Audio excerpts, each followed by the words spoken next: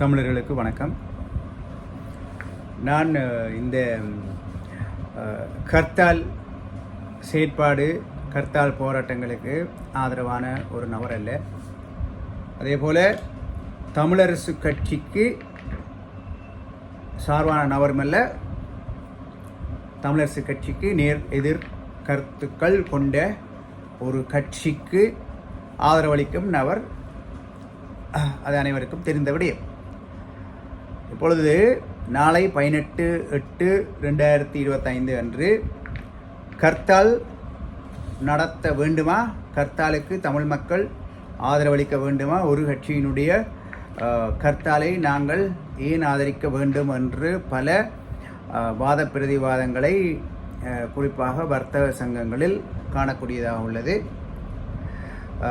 இது தொடர்பாக நான் கண்டும் காணாதது போல் செல்வதுண்டு. அவ்வாறு இந்த முறை கண்டும் காணாதது போல செல்ல முடியவில்லை. அதற்கு காரணம் என்னவென்று சொன்னால், இந்த கர்த்தால் திட்டமிடப்பட்டதன் நோக்கம் வடக்கு கிழக்கில், குறிப்பாக வடக்கில், அதிலும் குறிப்பாக யாழ்ப்பாணத்தில் உள்ள தனியார் காணி, பிரைவேட் லேண்ட், தனியார் காணிகளிலிருந்து அரச படைகள் வெளியேற வேண்டும், இராணுவம் வெளியேற வேண்டும். இராணுவ பிரசன்னம் அதிக அளவில், மிக குறைந்த அளவில் இருக்க வேண்டும், அல்லது இல்லாமலே இருக்க வேண்டும். அரச காணிகளில் வேண்டுமானால், அரச காணிகளில்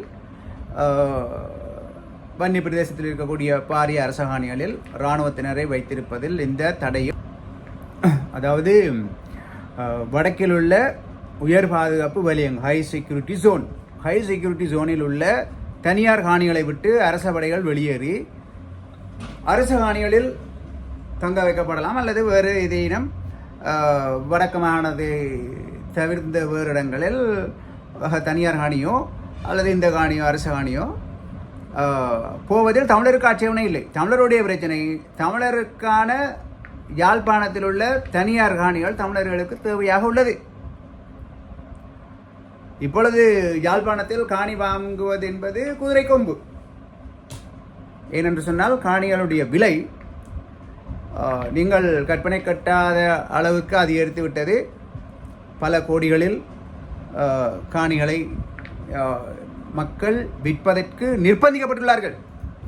அவ்வாறு விற்பதற்கு தேவையான காரணங்கள் இல்லை. காரணம் என்னவென்று சொன்னால், அரச யாழ்ப்பாண மாவட்ட செயலாளருடைய கடைசி அறிக்கைப்படி யாழ்ப்பாணத்தில், யாழ் மாவட்டத்தில் மட்டும் 2624 ஏக்கர் தனியார் காணி அரச படைகளால் இன்னும் கையகப்படுத்தி வைக்கப்பட்டுள்ளது. 2624 ஏக்கர்.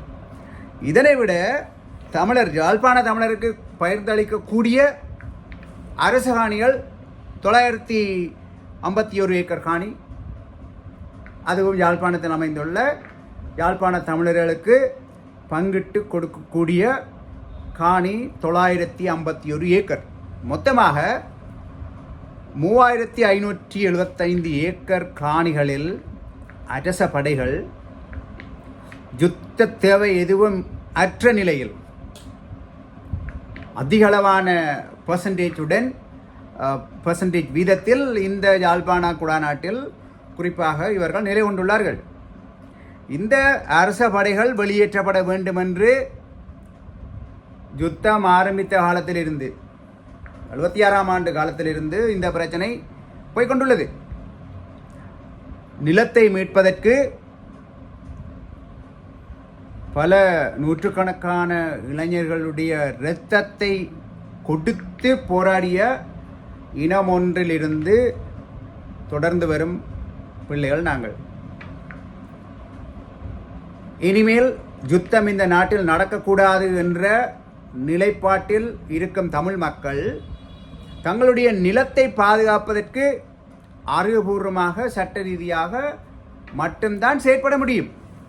உங்களுக்கு தெரியும், இந்த வருடம் மார்ச் மாதம் 28ஆம் தேதி, மார்ச் 28 ஒரு அரச வர்த்தகமானி அறிவித்தல் ஒன்று வழங்கப்பட்டது. அந்த அரச வர்த்தகமானியில் ஏறக்குறைய 600 ஏக்கர் காணி, ஏறக்குறைய 600 ஏக்கர் காணி தனியார் காணி அரச உடைமையாக்கம் படப்போகிறது. அரச உடைமையாக்குவதற்குள் 3 மாதத்திற்குள் உரியவர்கள் உரிய ஆதாரங்களை, ஆவணங்களை, உறுதிகளை காட்டி அதனை மீளப்பெற வேண்டும். இல்லை என்று சொன்னால் அது அரச காணிகளாக பிரகடனப்படுத்தப்படும். அதன் பின்னர் அதனை கேள்விக்குட்படுத்துவதற்கு எந்த பொறிமுறையும் இல்லை என்ற ஒரு அரச வர்த்தகமானி அறிவித்தல் வெளிவந்தவுடன் அதனை சகலரும் எதிர்த்தோம்.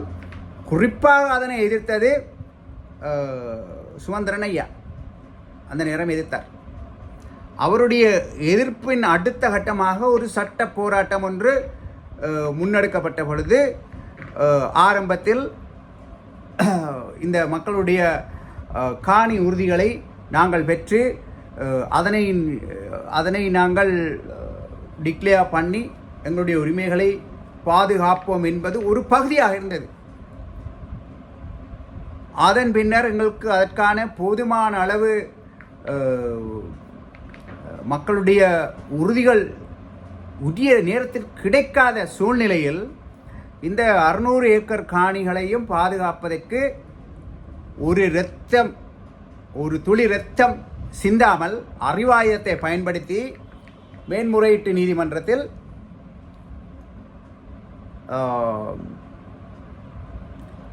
வழக்கை போட்டு, நான் நினைக்கிறேன் சுப்ரீம் கோர்ட், உச்ச நீதிமன்றத்தில் வழக்கை போட்டு அந்த வழக்கில் கடைசி நாளில் 30ஆம் தேதி, ஜூன் மாதம் 30ஆம் தேதி கடைசி நாளில் இந்த அரசாங்கத்தின் பிரதிநிதிகள் தாங்கள் அந்த அரச வர்த்தகமானியை மீளப் பெறுகின்றோம் என்ற ஒரு வாக்குறுதியை உச்ச நீதிமன்றத்தில் வழங்கி அந்த 600 ஏக்கர் காணி கபளீகரம் செய்யும் முயற்சி சுமந்திரன் ஐயாவால் தடுக்கப்பட்டது.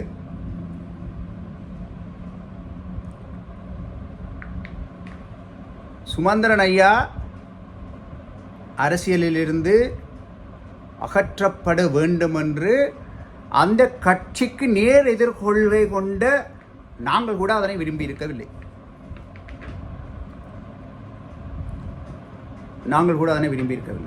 சுமந்திரன் ஐயா அரசியலில் இருந்து ஓய்வு பெற வேண்டும், அவர் தோற்கடிக்கப்பட வேண்டும், அவருக்கு குழி பறிக்க வேண்டும், அவருக்கு முதுகில் குத்த வேண்டும், அவருக்கு கால் தடக்கம் போட வேண்டும் என்ற முழு முயற்சிகளையும் செய்தது அந்த தமிழரசு கட்சியில் இருக்கக்கூடிய நபர்கள். நாங்கள் அல்ல. ஏனென்று சொன்னால் அரசியலில் ஒரு புதுமொழி என்று சொல்லலாம். ஒரு அரசியல் மேதையால் அல்லது ஒரு இராணுவ மேதையால் கூறப்பட்ட வசனம் ஒன்று உள்ளது. உங்கள் இனத்தில் எவன் பெயரை கேட்டால் எதிரி நடுங்குவானோ அவன்தான் உன்னுடைய தலைவன். உங்கள் இனத்தின் எவனுடைய பெயரை கேட்டால் எதிரி நடுங்குவானோ அவன்தான் உங்களுடைய தலைவன். இந்த யாழ்ப்பாணத்தில் இருந்து பாராளுமன்றத்துக்கு அனுப்பப்பட்ட 3 ஜேவிபி உறுப்பினர்களை அவர்கள் அங்கு ஒரு பொருட்டாக மதிப்பதில்லை. அவர்களை கணக்கிலும் எடுப்பதில்லை. அவர்களால் தமிழருக்கு எந்த பயனும் இல்லை. அவர்கள் உங்கள் தலைவன் அல்ல. இன்னொரு பைத்தியத்தை அனுப்பியுள்ளார்கள். அது ஆபத்தான வைத்தியம். அது யாருக்கு ஆபத்தான வைத்தியம் என்று சொன்னால் தமிழர்களுக்கே ஆபத்தான ஒரு வைத்தியம். அதாலும் ஒரு பயனும் இல்லை. இன்னொருவர் போயிருக்கிறார். அது யார் என்று சொன்னால் கஜேந்திரகுமார். இந்த கஜேந்திரகுமார் தேர்தல் வரும் பொழுது யாழ்ப்பாணம் வந்து அடிக்கடி மீடியாவில் தோன்றுவார். அதன் பிறகு அவர் இங்கு வருவதில்லை. இந்த ஒவ்வொரு பௌர்ணமி நிலவுக்கும் ஒரு கொடியை பிடிச்சி கொண்டு ஒரு கொஞ்சம் பேர் இந்த தையிட்டி வேறைக்கு முன்னால் போய் இருந்து ஒரு கொஞ்சம் நேரம் படத்துக்கு வீடியோவுக்கு போஸ்ட் கொடுத்துட்டு அவியல் போய்விடும். இதுவிட அரசியல். இந்த அரசியல்வாதிகளாலும் எந்த பயனும் இல்லை. இவர்களை குறித்து சிங்கள அரசாங்கத்துக்கு இந்த ஜேவிபி அரசாங்கத்துக்கு கிஞ்சித்தும் கவலையோ பயமோ எதுவும் இல்லை. ஆனால் மழை விட்டும் தூவானம் விடாதது போல அரசியலில் இந்த பாராளுமன்ற தேர்தலில் தோல்வியடைந்தாலும் கூட அரசியலில் இருந்து வெளியேறாமல் தொடர்ச்சியாக தலைப்புச் செய்திகளில் வந்து கொண்டிருக்கும் நபர் யார் என்று சொன்னால் அது சுமந்திரன் ஐயா. அவர் வீழ்த்தப்பட வேண்டுமென்று நாங்கள் கருத்து சொன்னாலும் கூட அவர் தோற்கடிக்கப்பட்ட பொழுது அதே அளவு கவலையும் என்னை போன்ற நபர்கள் பட்டார்கள். அவர் எதிர்த்தரப்பில் இருப்பதற்காக அவர் செய்யும் சரியான செயல்களை பிழையான செயல்கள் என்று சொல்லும் அளவு பக்குவம் இல்லாத நபர்கள் நாங்கள் அல்ல, நான் அல்ல. இந்த இராணுவ பிரசன்னம் குறைக்கப்பட்டால், இல்லாமலாக்கப்பட்டால், யாழ்ப்பாணத்தில் உள்ள காணி பிரச்சனைகளுக்கு குறித்தளவு ஓரளவு குறிப்பிடத்தக்க அளவு தீர்வு ஒன்று கிடைக்கும். இந்த 30 வருட காலத்துக்கு மேலாக உயர் பாதுகாப்பு வலயத்தில் தங்களுடைய காணிகளை விட்டு மக்கள் யாழ்ப்பாணத்தில் அங்கொன்றும் இங்கொன்றுமாக வெளிநாடுகளில் வாழ்கிறார்கள். அவர்களுக்கு தங்களுடைய சொந்த காணியில் சென்று அந்த வீட்டில் தாங்கள் வசித்த வீட்டில் வாழக்கூடிய ஒரு சூழ்நிலை உருவாக வேண்டும். அந்த காரணங்களை வலியுறுத்தி இந்த புதிய அரசாங்கத்துக்கு எதிரான ஒரு கர்த்தால் நடைபெற வேண்டும். காரணம் என்னவென்று சொன்னால், இவ்வளவு நாளாக நீங்கள் கர்த்தால் செய்தது இந்த ஜேவிபி அரசாங்கத்துக்கு எதிராக அல்ல, இந்த என்பிபி நேஷனல் பீப்புள்ஸ் பவர் என்று சொல்லக்கூடிய இந்த ஜேவிபி அரசாங்கத்துக்கு எதிராக, தேசிய மக்கள் சக்திக்கு எதிராக நீங்கள் இதுவரை எந்த ஒரு கர்த்தாலும் நீங்கள் செய்திருக்கவில்லை. இனிமேல் உங்களால் இரத்தம் சிந்தி போராடும் ஒரு போராட்டமும் உங்களால் செய்யப்பட முடியாது. அதற்கு தமிழர்களாகி எவரும் ஆதரவும் தர மாட்டார்கள். இந்த சூழ்நிலையில் நீங்கள் அகிம்சை வழியில் கர்த்தால் வழி மூலமாக உங்களுடைய கடைகளை பூட்டி உங்களுடைய எதிர்ப்பை ஒரு நாள் பதிவு செய்யுங்கள் என்று சுமந்திரன் ஐயா சொல்லிவிட்டார் என்பதற்காக நீங்கள் அதனை எதிர்க்கவும் முடியாது.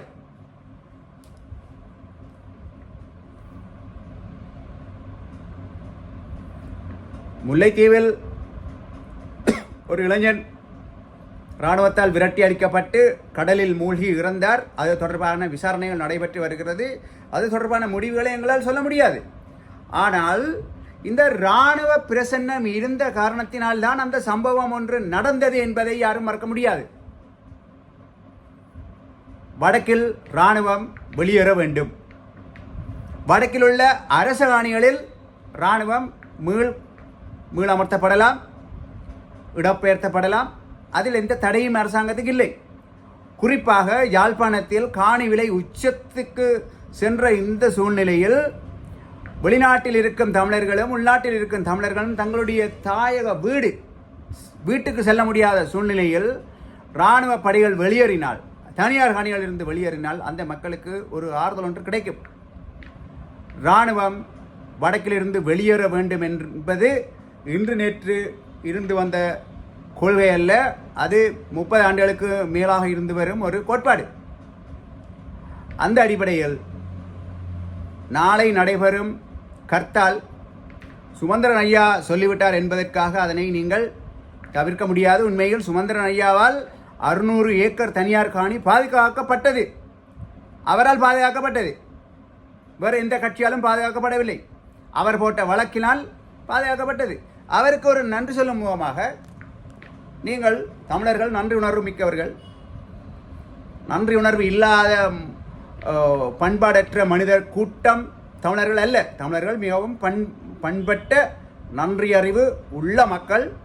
நாளைக்கு உங்களுக்கு நன்றி உணர்வு ஒன்று இருந்தால்